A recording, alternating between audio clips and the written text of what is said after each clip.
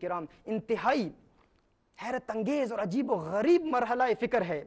کہ وہ 7 دروازے جن کو انسان بند کرنے کے بعد،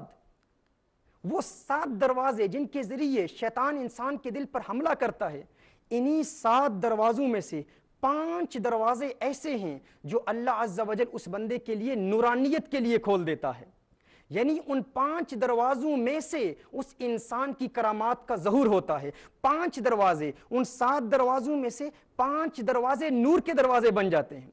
رسالت مآب صلی اللہ علیہ وسلم کی یہ حدیث سماعت فرمائیں. حضور اکرم صلی اللہ علیہ وسلم ارشاد فرماتے ہیں کہ اللہ عز و جل ارشاد فرماتا ہے وَمَا يَزَالُ عَبْدِي يَتَقَرَّبُ إِلَيَّ بِالنَّوَافِلِ حَتَّى أُحِبَّهُ فَإِذَا أَحْبَبْتُهُ كُنْتُ سَمْعَهُ الَّذِي يَسْمَعُ بِهِ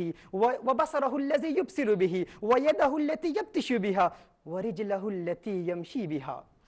رسالت مآب صلی اللہ علیہ وسلم نے ارشاد فرمایا، اللہ عز و جل ارشاد فرماتا ہے کہ انسان جب انہی تزکیہ قلب کے انہی دروازوں کو بند کرنے کے بعد، توبہ پر استقامت حاصل کرنے کے بعد، گناہوں سے اجتناب کرنے کے بعد، جب انسان روحانیت کی منازل طے کرنے کے لیے عبادت کرتا ہے، نوافل کی کثرت ہوتی ہے، عبادت کی کثرت ہوتی ہے، اور جب وہ نور انسان کے دل میں جمع ہو جاتا ہے تو صحیح بخاری کی روایت ہے، بخاری شریف کے الفاظ ہیں، اللہ عز و جل فرماتا ہے، اللہ کا فرمان ہے، رسالت مآب صلی اللہ علیہ وسلم نے نقل کیا، اللہ سے نقل کیا کہ اللہ ارشاد فرماتا ہے کہ اللہ عز و جل کو اس سے پیار ہو جاتا ہے، اور جب اللہ کو اس سے محبت ہو جاتی ہے فرمایا کنت سمعہ الذی یسمع بہ،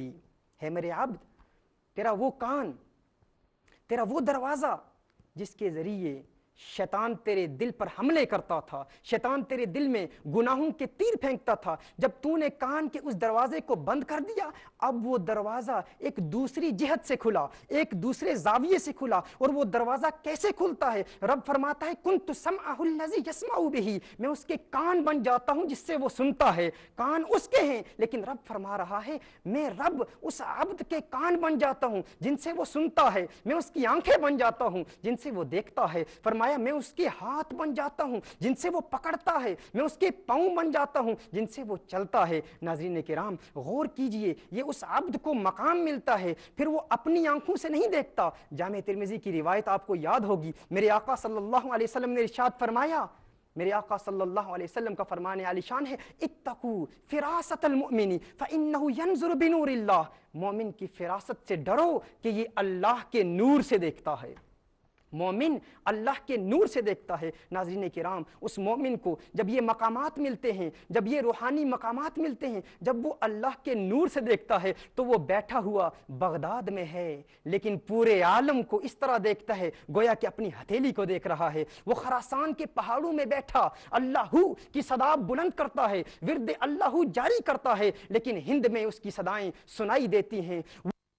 پہاڑوں میں بیٹھ کے اللہ کو یاد کرنے والا معین الدین چشتی اجمیری، اللہ اس کی زبان کو ایسی طاقت دیتا ہے، اس کی نگاہ کو ایسی طاقت دیتا ہے کہ وہ کسی قلب میت پر نگاہ ڈالتا ہے، اس کے نگاہ ڈالنے کی اثر آفرینی کا اعجاز ایسا ہے ناظرین کہ انسان کے دل کے اندر موجود نفسانی خواہشات کی لاشیں تڑپتی ہوئی نظر آتی ہیں. انسان حیران ہو جاتے ہیں کہ اس کی ایک نگاہ سے 90 لاکھ کفر کی دلدل سے نکل کر مکین گنبد خضرا کے نور سے متعارف ہو جاتے ہیں، وہ دلوں کی دنیا بدل ڈالتے ہیں. ناظرین کرام یہ مقام ان اولیاء کو ملتا ہے. ناظرین کرام جو کچھ میں نے عرض کیا، جو عرض کر رہا ہوں قرآن و سنت کے دلائل کے ساتھ عرض کر رہا ہوں. آپ جانتے ہیں کہ جو کچھ بیان کر رہا ہوں میں کسی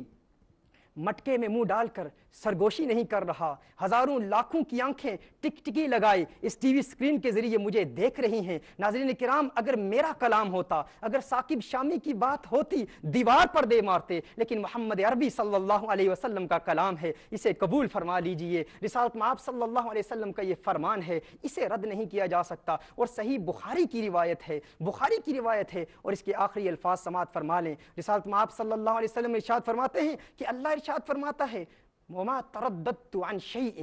اللہ ارشاد فرماتا ہے کہ مجھے کسی بات پر تردد نہیں ہوتا،